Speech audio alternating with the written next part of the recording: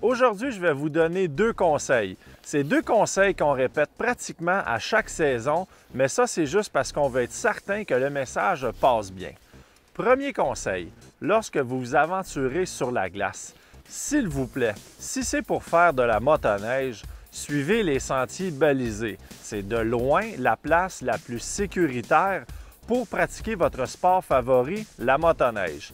Si pour vos loisirs personnels, vous devez vous aventurer sur les cours d'eau, voici les épaisseurs de glace à respecter pour assurer votre propre sécurité. Si vous devez aller sur la glace, pour la pêche, pour patiner ou tout simplement pour aller marcher, sachez que pour supporter le poids d'une personne, la glace doit avoir une épaisseur de 4 pouces. Vous devez circuler en motoneige ou en quad, vous devez avoir une glace d'une épaisseur de minimum de 5 pouces.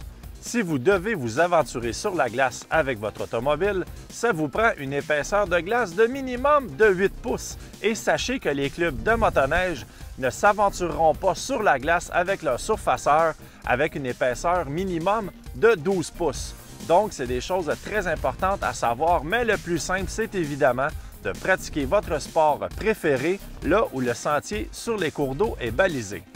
Deuxième chose que je veux vous parler aujourd'hui, c'est les fameux signes de la main qu'on se fait entre motoneigistes.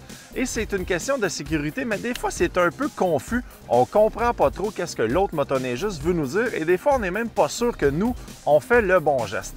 Donc, voici les différents signes qu'on fait en motoneige pour s'assurer de la sécurité de tout le monde. Pour signaler que vous voulez arrêter, vous devez étirer le bras à la verticale, la main ouverte. Évidemment, ça va être la main droite puisque votre main gauche devra être sur le frein. Vous voulez ralentir. On incline le bras gauche vers le bas, le long du corps et on effectue un mouvement de battement de la main en guise d'avertissement. Virage vers la droite, on met notre bras gauche à 90 degrés, la main dans les airs. Virage vers la gauche, on tient notre bras gauche étendu horizontalement au niveau de l'épaule. Évidemment, c'est dans la direction du virage. Vous voulez signaler au motoneigiste qui s'en vient que vous avez des motoneiges en arrière de vous. Donc, on va lever le bras, pointer avec le pouce vers l'arrière, le coude plié, en indiquant comme un autostoppeur qu'il y a des gens qui vous suivent en arrière. C'est très simple. Maintenant, vous voulez signaler que vous êtes la dernière motoneige de votre groupe.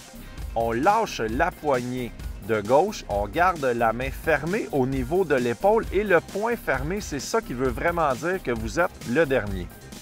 Maintenant, si vous voulez signaler à votre groupe de motoneigistes que vous voyez des motoneiges qui s'en viennent à l'avant, vous prenez votre bras gauche, vous le levez au niveau de l'épaule, le coude fléchi, et l'avant-bras en position verticale et vous bougez de gauche à droite au-dessus de la tête en indiquant qu'il y a quelqu'un qui s'en vient.